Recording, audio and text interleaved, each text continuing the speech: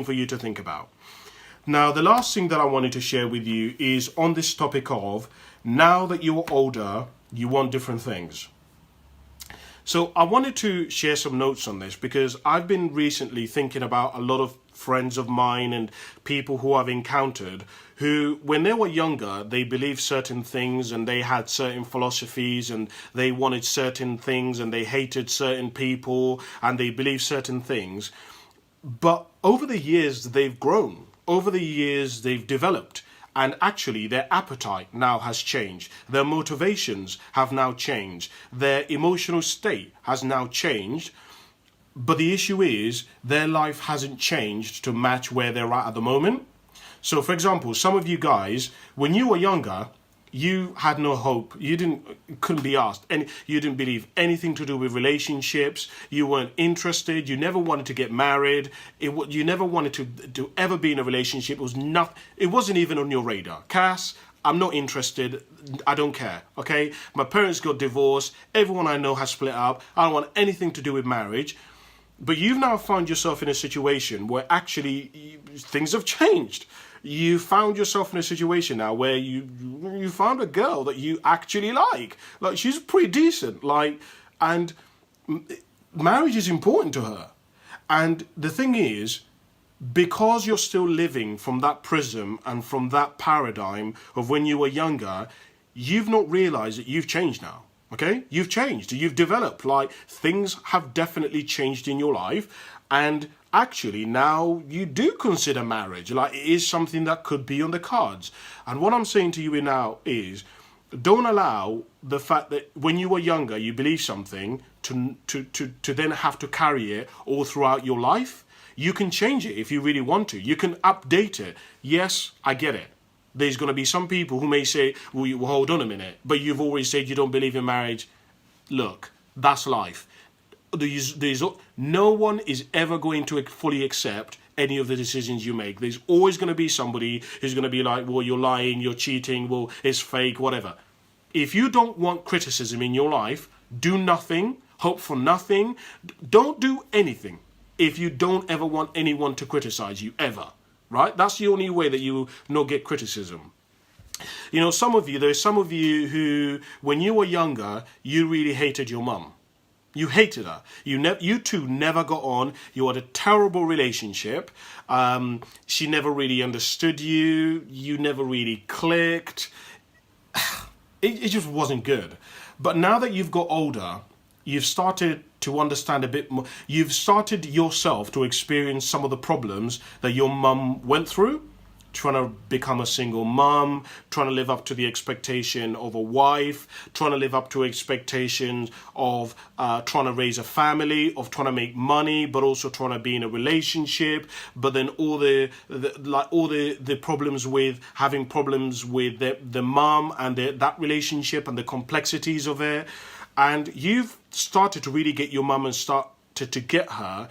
But the issue is, you still are holding onto this image that you had of your mum when you were younger, where you hated her and you guys didn't get on. And it's stopping you from you two having what could be, in the future, an incredible relationship. Now, I'm not saying that's going to happen in a year, but I'm saying you never know where you guys could be in 20, 30, 40 years' time.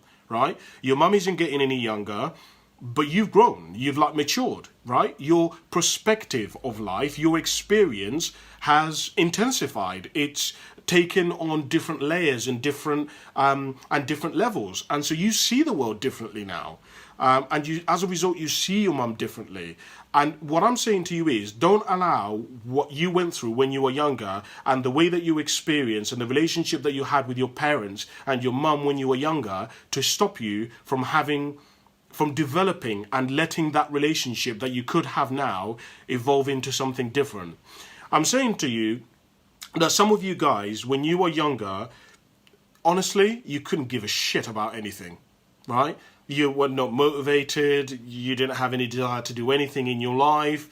You're all about security. But now you've got to the point where you thought, maybe I might get into this house renovations, buy houses, do them up. you've now you've been touched by life, right? You were quite a selfish person in most of your life, but now you've started to think, well, I could do this and I could help with that, and I could start this workshop, or I could mentor this, or I could do this online course. But the thing is, you're still so hung up with who you used to be in the past, and how you're an introvert, and how you're not a speaker, and how you're just somebody who is not a people person, that you are allowing something who you were so many years ago to stop you from embracing who you can be, from manifesting all the different versions of who you're capable of becoming. And you've pretty much realized that you have something to give, right? When you were younger and you were an introvert and no one really paid you any attention, you didn't really have any desire to help anyone.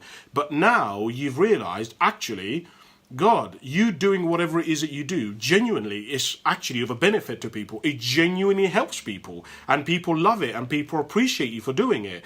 And it's kind of a feeling which you've never really experienced. You've never really had attention before in your life. It's a bit odd and a bit strange.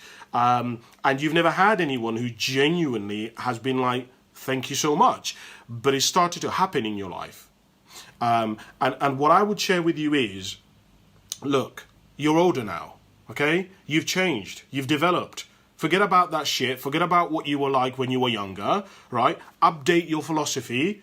Update your skill set. Update your attitude. Forget about the fact that you were an introvert before. Okay, fine, you were an introvert when you were younger. Well, now you don't have to be an introvert anymore.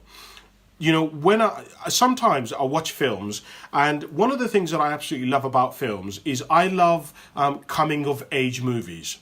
And I was watching a movie recently where one of the characters in the book, in the film, said something that I absolutely loved. He said, you know, when you were in school, you were quiet and you were bullied and you had a really shit time. But when you go to university, you can be anyone you want to.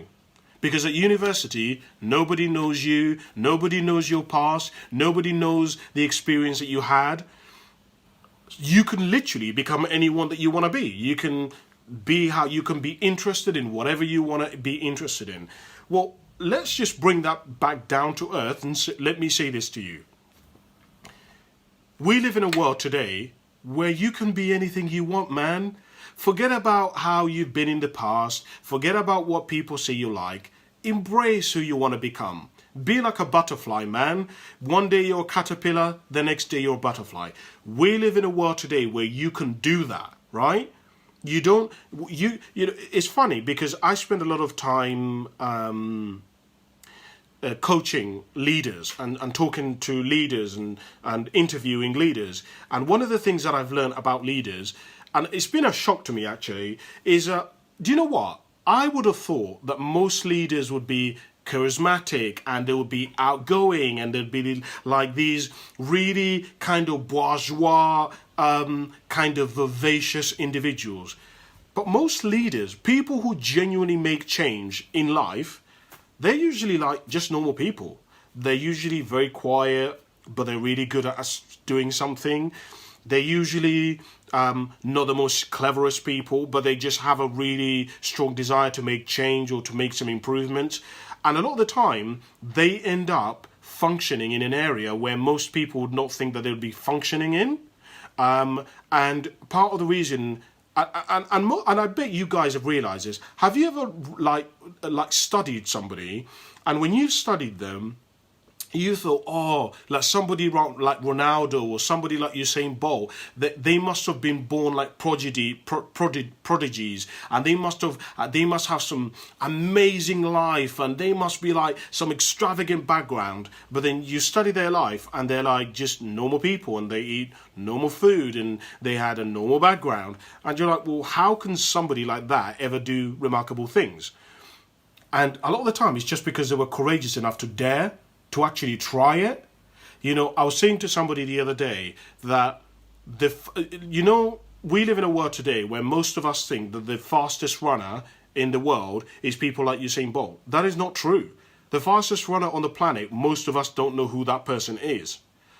the reason why Usain Bolt is the fastest runner on the planet is because he's the only one who's been courageous enough to actually dare to go into the Olympics. Do you guys honestly, you guys know people who are amazing singers, and you see those people who go on the X Factor, right? On Britain's Got Talent. You guys know people who are far much more talented, who are better singers than most of those people who go on the X Factor, right? But yet, they're not famous, but yet they don't achieve that level of success. Why? Because they never took the chance. They never actually put themselves out there. They never used that aspect of the human psyche called courage to go and give it a try. And what I want to finish today off with, and I'm asking you to try to do this year, take a risk. Go for it. Like, open up and expand your definition of who you are, right? Forget about the fact that you're an introvert. Forget about the fact that you're a shy person. Forget about the fact that you were born in a council estate. Forget about the fact that you weren't very good at school. Well, become good now. If you weren't good at reading, become good at reading now. If you didn't go to university before, we'll go university now. If you weren't in a position of leadership and you're always a shy person and you were always a person who never spoke up, well, be the person who can speak up now. You don't have to be what you were all of your life. Human beings don't have to be like that. You can be whatever you is that you want and desire. So that's what I wanted to share with you. Just things that I've thought about this week. I don't know whether they've been useful for you or not, or they've kind of added some value to your life. But as you guys know, the whole reason why I share these with you is I don't share them with you to give you some amazing enlightenment about my life. I share them with you because I want to inspire you to do the same. Write down what your goals are. Write down what is success to you. Write down things that you've learned. Right? What are your, if you could give your next door neighbor's children 10 steps to becoming successful, or 10 lessons that you've learned that have led to failures in your life, and you're like, do not do this. If you do this, because I've done it, your life will end up shit. My question to you is, what would that be? Because whilst you may not be a multimillionaire, a billionaire, own a mansion, be some CEO, be a politician, be a president, you still have experience. You've had some amazing knowledge that other people do not have. You have some experience that other people have not experienced. And you can't even say, well, Kasim, I've been through nothing, because that's a lie. Now, if you're comparing what you've been through compared to somebody clearly, I don't know, who's born with no legs, their family all got shot, then of course your story isn't that bad. But I would share with you that every single one of us, our struggles are different, and you've been through different struggles to everybody else, and you have something to give, and your story is unique because it's you who went through it, and there is no other version of you on the planet, and will never be, and has never been, another version of you. So share it with your next door neighbors, share it with your brothers and sisters. Let them at least have a head start so that they can elevate their life to a level that me and you couldn't even dare possibly imagine, right? Isn't that ultimately what we wanted? We wanted somebody to help us, point us in the right direction and say, look, no, don't go this way. Don't go into gangs. Don't go into knife crimes. No. Go towards this way. Go to school, go to uni. Just what I mean. What I'm saying to you is, why don't you be that for the next generation? Because remember, we are the grown-ups now. If you are over the age of 25, you now are the grown-up. You are the adults. So everything that the next generation